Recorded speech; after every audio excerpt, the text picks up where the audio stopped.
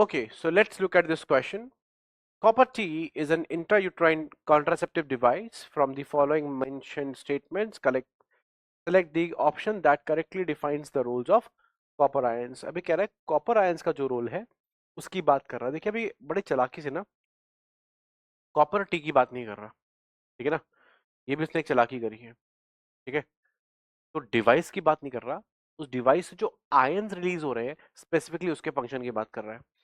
तो copper ions क्या करते हैं? कॉपर आयंस जो यूट्रस के आसपास के सेल्स होते हैं उनको स्टिमुलेट करते हैं और ऐसा मैसेज देते हैं कि वो टॉक्सिन्स रिलीज करने लग जाते हैं।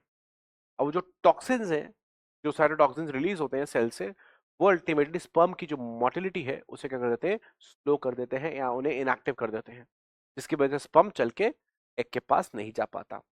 तो जो कॉपर आयन का फंक्शन है वो क्या हो जाता है बेटा?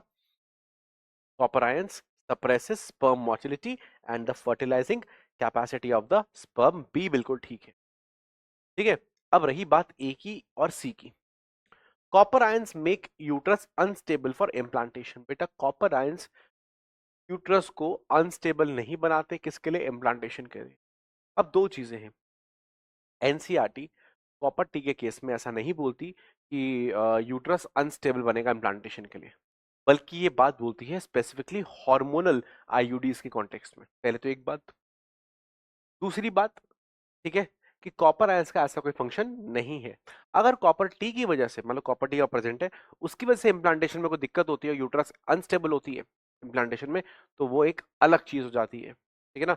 वो डिवाइस की वजह से, वो कॉपर आयन की वजह से नहीं होगा। दूसरा ये लॉजिक, ठीक है। प्लस एनसीईआरटी ऐसा कुछ जिक्र नहीं करती, ठीक है। ये बात समझ में आ गई। और तीसरी चीज, जो अनस्टेबिलिटी की बात हो रही है, वो ये नहीं हो रही कि इम्प्लांटेड है कॉपर टी वहां पे तो वहां पर कुछ और ऐसे चेंजेस आ रहे हैं कि इम्प्लांटेशन के लिए बढ़िया नहीं हो रही यूट्रस। जो मेन रीजन है यूट्रस का नहीं सही ना होने का इम्प्लांटेशन के लिए, वो ये है कि यूट्रस इतनी थिक नहीं हो पाती, पतली रह जाती है। और उसका पतला रह जाना या मोटा होना या पतला होना हार्मोनल कंट्रोल में है। इसलिए जो हार्मोनल आईयूडी है ना, वो इसमें एक मेजर सिग्निफिकेंट रोल कॉज करती है कि वो यूट्रस उतनी मोटी नहीं बन पाएगी, पतली बनेगी, या बनेगी तो सही टाइम पे नहीं बनेगी, जिसकी वजह से इम्प्लांटेशन नहीं हो पाएगा या यूट्रस इनकैपेबल हो जाएगा इम्प्लांटेशन के। तो वो हार्मोनल आईयूडी का मेन रोल है, ठीक है ना।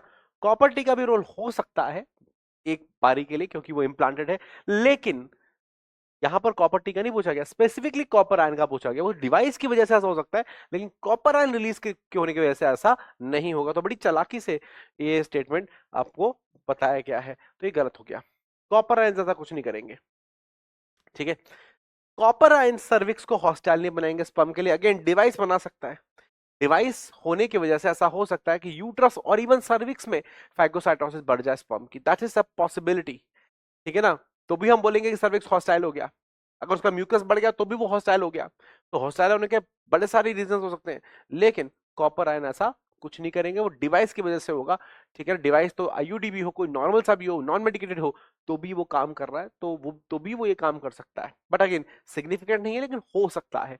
लेकिन अगेन इसने फिर से बड़ी चालाकी से कॉपर आयंस के ऊपर बात डाली है। कॉपर आयंस के केस में हम बिल्कुल इसको गलत कर सकते हैं, ठीक है। तो ये गलत और ये भी क्या हो गया? गलत। तो ये गलत, ये गलत, तो ऑल ऑफ दिस भी क्या? गलत। आंसर हो गया बी। कॉन्सेप्ट क्या लगाया हमने? कॉन्सेप्ट लगाया कि copper ions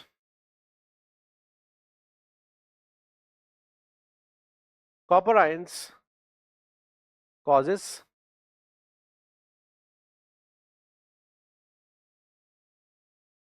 causes poor motility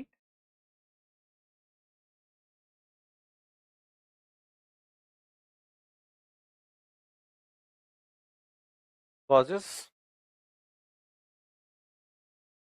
poor motility and affects fertilizing capacity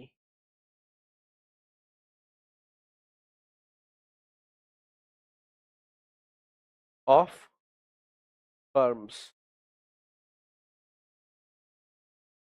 ठीक है, क्लियर। तो ये हो गया कॉन्सेप्ट और बी हो जाएगा आपका आंसर।